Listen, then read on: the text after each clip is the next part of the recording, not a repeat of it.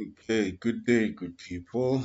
Let us do the revision in preparing ourselves for the assessment. Okay, we are given the question here. They want us to solve for x. Okay, now in solving for x, this is what you will do if you are given a sum like this and they want you to solve for x. You will be approaching this from the complex number or from the complex principle perspective. The first thing that you need to do, you need to multiply the numerator with what? You need to rationalize and multiply by what? By x.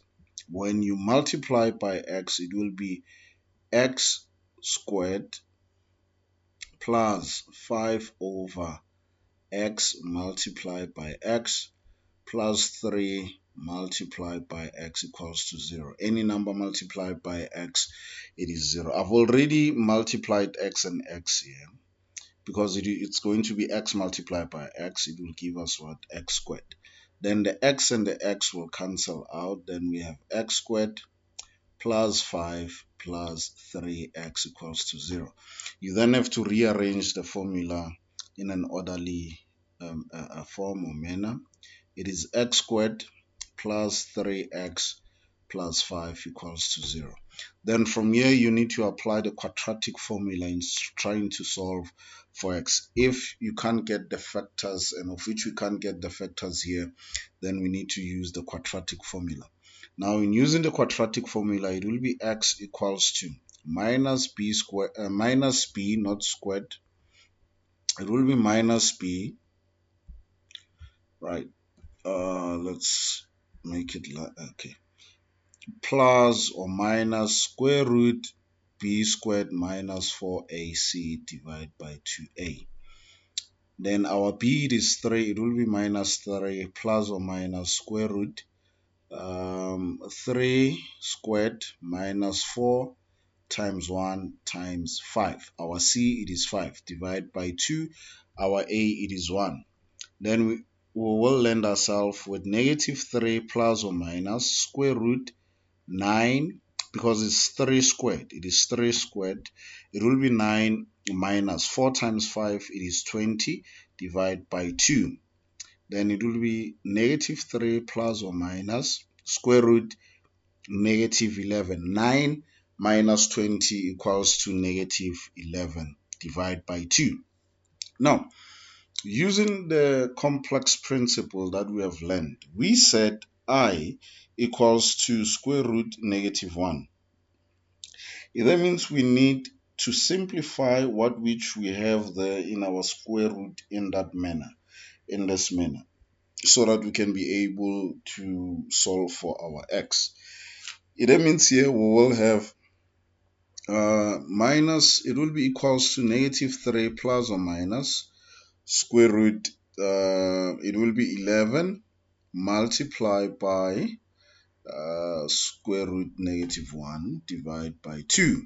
Then it will be negative 3 plus or minus, we said it that square root negative 1 equals to I. It means here we'll have I multiplied by square root 11 divided by 2. Then it will be, now check this, then it will be x, therefore x equals to negative 3 plus I square root 11, okay, divide by 2, then divide by 2. Then all x would be x equals to negative 3 divided by 2 minus I square root 11 divided by 2. Now you can tell that this now it's in the rectangular form. You will leave it at this form. You have solved for x. All right. This is the approach that you need to take in solving such question. Let us look at the second one. The second one, they want us to rationalize the following. Now, in rationalizing the following, we'll do exactly what we, not exactly what we did, but we'll apply certain principle as we've applied in first question. We will then have to multiply the numerator and the denominator with cos theta plus it will be plus j sine theta. Now it will be 1 over cos theta minus j sine theta multiplied by cos theta plus. When you multiply the numerator with the denominator, making that some sort of your common factor, the sign will change there. Then it will be j sine theta divided by, remember the conjugate principle that we've used. When we are converting the z into, then the sign changes, it will be exactly that. Then it will be cos theta plus j sine theta. That is the conjugate principle or the quotient principle that we've used here in multiply in solving this given sum there. We've used the quotient principle that when you multiply, then the sign will change, and we took that as well from your conjugate. Okay, then we will land ourselves with cos theta plus j sine theta divide by open bracket cos theta minus j sine theta close bracket open bracket cos theta plus j sine theta. Right, then we can then do the basic mathematical operations to work out the denominator. Now the numerator would be cos theta plus j sine theta divide by cos. Let's use a different color. Cos multiplied by cos, it will give us cos squared theta. Then cos multiplied by j sine, then it will be plus j sine theta cos theta. Then we come on this one, on the following one. It will be, let's use the black color. It will be j sine multiplied by cos. Then we get the minus. We get the minus j sine theta multiplied by, it will be cos theta. Then the negative j sine theta multiplied by plus multiplied by positive j sine theta, it will give us negative j squared sine squared theta. Don't forget to square the j there, okay? Don't forget to square the j. All right, then from here, this one and that one, they will cancel out because it's a positive and negative, they will cancel out. Then we are left with cos theta plus j sine theta divide by, okay, then divide by cos squared theta. Now the j, don't forget that j squared, it's equals to -1. How did we get this to be -1? Remember on the first question we said I equals to square root -1. Now when you take the square root into exponential form, then you'll be left with what? With -1. That's exactly what we have here. Okay, then it will be this one there.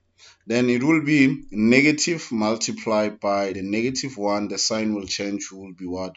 Positive. Then I'm having plus. Then there I'm having plus sine squared theta. Okay, plus sine squared theta. Now check this. What is plus sine squared theta? It is equals to 1. Those are your identities. It means it will be cosine theta plus j sine theta divided by 1. Then it gives you what?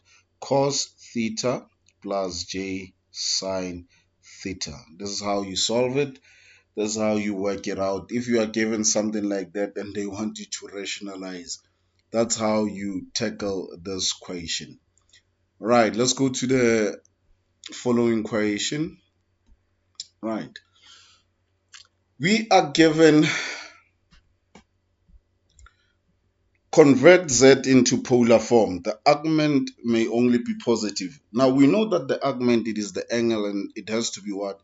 To be positive. This, it is your rectangular form, and the polar form, it has to be R then degrees. This is the format that they want us to use.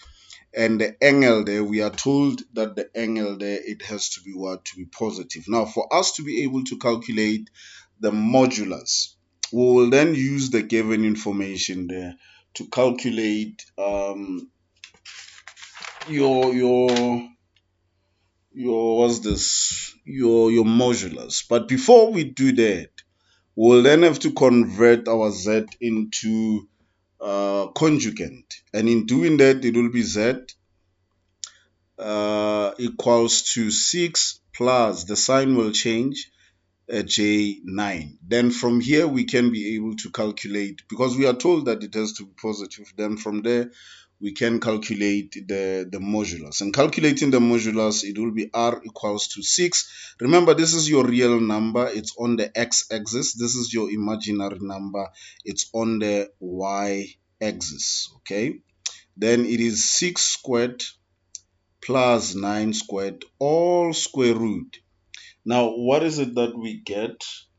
I get my answer is 10,817 as my modulus. Then from here, I can then be able to calculate the angle. Now, in calculating the angle, I then have to use the special angles. I have to use the special angles. I do have the y. The y, it is 9.